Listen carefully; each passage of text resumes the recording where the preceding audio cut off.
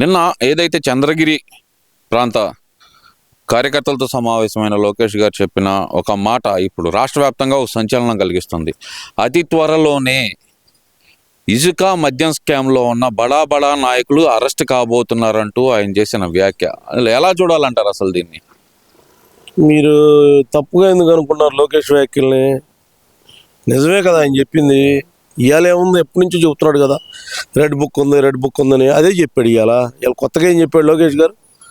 Normal గర్భ వ్యాఖ్యలు అంటున్నారు మీరు. ఏం చెప్పాడు ఆయన? ఏం తప్పేం చెప్పలేదే. అరెస్టులు ఉంటాయి ఏం చెప్పాడు. నిజమే కదా, అరెస్టులు ఉంటాయి. ఇసుక మీద ఉంటాయి, మద్యం మీద ఉంటాయి, లేకపోతే నువ్వు చేసిన అరాచకం మీద ఉంటాయి, అన్నిటి మీద అరెస్టులు ఉంటాయి. అరెస్ట్ లేకుండా ఏం జరగదు. 100% అరెస్టులు ఉంటాయి. అంటే ఎలా చూడాలంటారు? అంటే పోలీస్ వ్యవస్థను తన గుప్పెట్లో పెట్టుకొని ఆటాడిస్తున్నారు అనుకోవాలంటారా? పోలీసు వ్యవస్థను తనకు ఇప్పుడంటే ఇప్పుడు నువ్వు 5 సంవత్సరాలు నువ్వు చేసిన దానికి మేము ఎప్పుడైనా ఈ 6 నెలలు ఎప్పుడైనా చేసావా? చేయలేదే. నువ్వు చేసిన దరిద్రానికి మేము ఎప్పుడు ఇంత దారుణమైన పరిస్థితులు ఆంధ్రప్రదేశ్ లేదే. నువ్వు చేసావు అట్లాంటివన్నీ. మేము అలాంటివి చేసినట్టయితే ఈ 6 నెలల్లోనే ఎంతోమందిని లోపల వేయాలి. మేము వేయలేదు ఎక్కడ, మేము చెప్పలేదు ఏమి. తొందరపడతారు దేనికి మీరు అంతా. లోకేష్ చెప్పిన దానికి తప్పేమీ లేదు అసలు. అంటే చట్టపరంగానే వెళ్తుంది అనుకోవచ్చు అంటారా ప్రభుత్వం? అంతే, చట్టం తన పని చేసుకుపోతుంది. చట్ట ప్రకారం లేదని మీరే అనుకున్నా ఉన్నట్టయితేనే ఈ 6 నెలల్లో ఇంత స్తబ్దతగా ఉందని మీరు అందరూ అనుకుంటున్నారు కదా. రెడ్ బుక్ లేదు అంటున్నారు కదా. రెడ్ బుక్ లేకుండా ఏం లేదు, రెడ్ బుక్ ఉందనే చెప్పాను నిన్న. అంటే ఇక్కడ ప్రధానంగా చూసుకుంటే కనుక త్వరలోనే అరెస్టులు ఉంటాయి అని చెప్పి ఒక రకంగా బెదిరించే ధోరణి, వైసీపీ నాయకులను బెదిరించే ధోరణి అనుకోవచ్చు అంటారా? లేదంటే కార్యకర్తల్లో ఉత్సాహాన్ని నింపడానికి మాత్రమే ఈ మాట చెప్పారనుకోవచ్చు అంటారా? మీరు ఎందుకని అట్లా అనుకుంటున్నారో మాకు అర్థం కావట్లేదు అసలు. జనం ఎందుకు అంత తప్పుగా అర్థం చేసుకుంటున్నారు? ఆయన ఏం చెప్పాడు? మొదటి నుంచి చెప్తున్నాడు. ఇవాళ చెప్పింది కాదు. యువకాలం పాదయాత్ర స్టార్ట్ అయిన రోజు నుంచి రెడ్ బుక్ రాజ్యాంగం పనిచేస్తుంది, పనిచేసిద్ది. ఇది ఏమీ రాజారెడ్డి రాజ్యాంగం లాగా దరిద్రంగా పనిచేయదు అని చెప్పాడు కదా క్లియర్గానే. అదే నిన్న ఆ ఊళ్ళో కూడా చెప్పింది, అదే నారావారిపల్లిలో కూడా ఏం చెప్పాడు? సింపుల్గా చెప్పాడు. అరెస్టులు ఉంటాయి, మద్యం మీద, ఇసుక మాఫియా చేసిన వాళ్ళ మీద అరెస్టులు ఉంటాయి అని చెప్పాడు. అది నిజమే కదా. నిజం కాకుండా ఎట్లా ఉంటుంది? ఆయన చెప్పింది యోగాల నుంచి అదేగా చెబుతుంది. పోలీసులు ఇబ్బంది పెట్టిన వాళ్ళు ఉన్నారు, వాళ్ళందరి మీద కూడా ఉందని చెబుతున్నాడు. లేదని మీరెందుకు అనుకుంటున్నారు అన్న. అట్లా అసలు తప్పుగా ఆయన ఏం చెప్పలేదే. ఆయన ఏమీ లేనిది చెప్పలేదు ఎక్కడ. మరి నిన్న ఏదైతే లోకేష్ గారి వ్యాఖ్యల చేసిన మరుక్షణమే అంబటి రాంబాబు మాట్లాడుతూ రాష్ట్రంలో రెడ్ బుక్ రాజ్యాంగమే అమలవుతుంది, దానికి సంకేతమే లోకేష్ మాట్లాడిన మాటలు అంటూ ఆయన చేసిన వ్యాఖ్యలు ఎలా చూడాలంటారు? మరి అట్లా కాదు. అంబటి రాంబాబు గురించి ఎవరు మాట్లాడుతున్నారు అసలు? ఇతను కూరలో కరేపాకులు అంటాడు. ఏంటండి, మాజీ మంత్రి అండి. మాజీ మంత్రి అయితే ఏం తెలుసు మంత్రికి? డయాఫ్రామ్ వాళ్ళు తెలుసా మంత్రికి?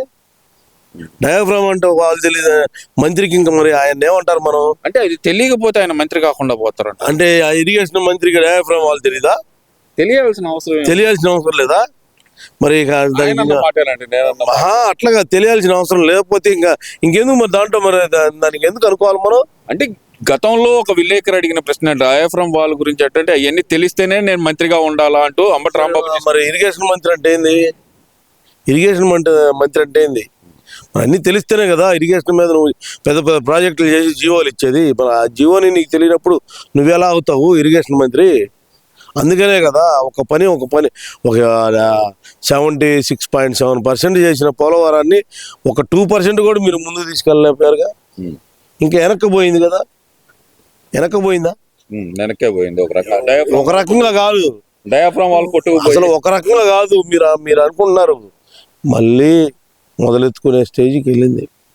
ఏదో ఈ కాంక్రీట్ దిమ్మెలుగా తాగినాయి కానీ డయాఫ్రామ్ వాళ్ళు పోవటం అంటే ఏంది? మనం చేసిన నిదర్శనానికి డయాఫ్రామ్ వాళ్ళు పోయిందంటే ఇంకా మరి అతను ఆకులో కరేపొగ్గాక ఏమంటారు?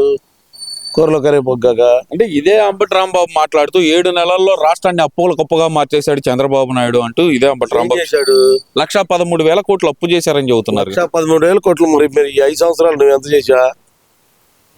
ఎంత చేసావు చెప్పు నీది. అదన్నీ మేము పేదలకు పంచడానికి చేసాం. పంచడానికి చేసావా? అందరూ ఏమన్నా ఎత్తుకొని పోయారా ఏంది? ఎవరికన్నా అందరూ ఏమన్నా అడిగి తీసుకుపోయారా ఏంది? ఏమన్నా అడి తీసుకోలేదే.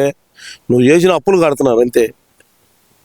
నువ్వు చేసిన రోడ్లు వేయించారు. ఎందుకు నువ్వు ఒక తట్టకు మట్టి అయిన దానికి రోడ్లు వేయించారు.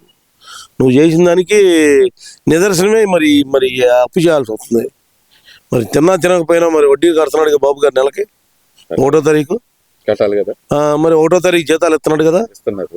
1వ తారీఖు పింఛన్లు ఇస్తున్నాడు కదా, గ్యాస్ ఇస్తున్నాడు కదా, ల్యాండ్ యాక్ట్ క్యాన్సిల్ చేశాడు కదా. ఇంకెంతకంటే ఏం చేస్తాడు ఒక మనిషి అనేవాడు? అంటే ఉద్యోగ సంఘ నాయకులు వెంకటరామరెడ్డి కూడా మాట్లాడుతున్నాడు. ఎన్జిఓస్ ఉద్యోగ సంఘ నాయకులు ఆయన జీతాలే సక్రమంగా ఇవ్వట్లేదు, మా తడాకా చూపిస్తాం అన్నట్టు మాట్లాడుతున్నాడు కదా ఆయన. అసలు ఆయన ఎక్కడున్నాడు లెక్కలో వెంకటరామరెడ్డి? మీరు ఉన్నారని మీరు అనుకుంటా అతను వెళ్ళండి సెక్రటరీకి వెళ్ళమను. తంతారో తనరో వాళ్ళే తంతారు. వాళ్ళే ఎందువల్ల అంటారు? ఎందువల్లంటే అతను చేసిన పనుల వల్లే తంతారు. ఎవరినైనా ఇంకో రకంగా కాదు కదా. ఎవరైనా అతను చేసిన పనులు అతను చేసిన దీనివల్లే తనిచ్చుకుంటారు. గుర్తుపెట్టుకోండి. వెంకటరామరెడ్డి అనేది అయిపోయింది చరిత్ర. అర్థమైంది? అమ్మంటరామబాబుది అయిపోయింది. వీళ్ళందరూ అయిపోయిన వాళ్ళ గురించి మనం మాట్లాడుకునేది అనవసరం. ఇలా అయిపోయిన చరిత్ర వీళ్ళది. వీళ్ళకి ఏమీ తెలియదు నా లెక్కలో అయితే. అందుకనే బాబు గారు అందరికి కులకంగా ఎవరికి ఏం చెప్పాలో అదే చెబుతాడు. గుర్తుపెట్టుకోండి. దానికి 100% చెబుతున్నా. దానికి ఏమి ఇబ్బంది ఏమి లేదు. ఆయన చెప్పింది ప్రతిదీ నెరవేరుస్తాడు. ఆయన చెప్పిన సూపర్ 6 ఉంది చూసారా, సూపర్ 6 కంటే డబుల్ పథకాలు అమలు చేయబోతున్నాడు. వాట్సాప్ ద్వారా సీఎం కంప్లైంట్ డైరెక్ట్ పెట్టడానికి తయారు చేయబోతున్నారు యాప్ని. డైరెక్ట్ బాబు గారికి కంప్లైంట్ ఒక సామాన్యుడు ఇచ్చే స్టేజ్కి ఆంధ్రప్రదేశ్ ప్రభుత్వం తీసుకెళ్ళిందంటే దాని అర్థం ఏంటి? పని చేస్తారంటే పని చేయనట్ట. మీరెందుకు వేరేగా అనుకుంటున్నారు? వీళ్ళకి అసలు గవర్నమెంట్ ఉందని అసలు ఏమైనా తెలుసా ఈ అమ్మటరాంబాబుకి? ఏమైనా ఎందుకు ఊరగా మాట్లాడుకుంటే సరిపోయింది? వాళ్ళకి ఏం తెలియదు. ఊర కాలక్షేపానికి మాట్లాడతామే ఏదో నేను ఉన్నానని. వాళ్ళ తమ్ముడికి చెప్పానండి, దాంట్లో తెలియదుగా నిజమేందో. వాళ్ళ తమ్ముడు నిజంగానే ఇదేంటి అసలు? ముఖ్యంగా చూస్తే కనుక అంబటి రాంబాబు మీద కేసు అరెస్ట్ చేసుకోండి, మీకు చేతనైంది అదే కదా అంటూ ఆయన సవాల్ విసురుతున్నారు కదా. ఏంటంటే ఏంటంటే చేతనైంది ఏముంది దాంట్లో? తప్పు చేసిన ఎవరిని లోపలేస్తారు. నేనే తప్పు చేయలేదు అంటున్నాడు. తప్పు చేయనప్పుడు మరి నిరూపించుకొని నువ్వు ప్రభుత్వాన్ని ప్రశ్నిస్తున్నందుకే నా మీద తప్పుడు కేసులు పెడుతున్నారనే వాదనతో మీరు ఏకీపిస్తారా? ఆయన కాదు కదా అంబటి రాంబాబు మురళి నా మాట చెప్పను. నేను తప్పు చేయలేదు నా మాట చెప్పను. ఎవడన్నా ఇప్పుడు ఈ స్థలం ఉందండి, ఈ స్థలమే ఉంది, పర్మిషన్ లేకుండా కడితే ఊరుకుంటారా? ఊరుకోరు కదా. నేను కడితే ఊరుకుంటారా? లేదు. మరి అతను కడితే ఎందుకు ఊరుకుంది? ఆ రోజు నీ గవర్నమెంట్ ఏం చేసింది? నువ్వు చేసిన అరాచకమే కదా, నువ్వు చేసిన నాశనానికే కదా ఈ దరిద్రం అంతా. ఇంతకంటే ఇంకేం చెప్పగలుగుతాం మనం? ఒక వ్యక్తి గురించి మాట్లాడాలంటే ఇంకంతకంటే మనం చెప్పేది ఏమి లేదు కదా, చెప్పాల్సిన అవసరం ఏం లేదు కదా. ఏదైనా ఎవడు కర్మకు వాడు బాధ్యుడు. ముఖ్యంగా చూస్తే కనుక పండగ రోజుల్లో కూడా మమ్మల్ని పండగ చేసుకోనీయకుండా పోలీస్ స్టేషన్ల చుట్టూతా తిప్పుతున్నారు. అసలు మా నంబూరు శంకర్రావు గారి ఆఫీస్ మీద దాడి ఏంటి? ఇదంతా అసలు ఇదేం రాజ్యాంగం అంటూ మాట్లాడుతున్నారు కదా మరి ఆయన. నేను అదే చెబుతున్నాను, వాళ్ళ గురించి మనం మాట్లాడుకోవటం అనవసరం. వాళ్ళు చేసిన నాశనానికే ఈ దరిద్రం అంతా. ఇంకా అసలు వాళ్ళు యువతలో నా లెక్క ప్రకారం అయితే నా తెలుగుదేశం కార్యకర్త 10% కూడా చేయట్లేదు.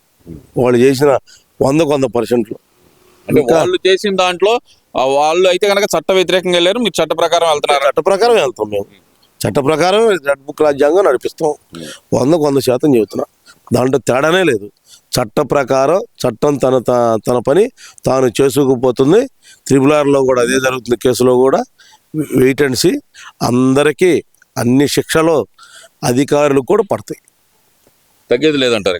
అసలు తగ్గాల్సిన అవసరం ఏం లేదు. దీంట్లో ఎవడు చేసిన కర్మ వాడు అనుభవించాలంతే.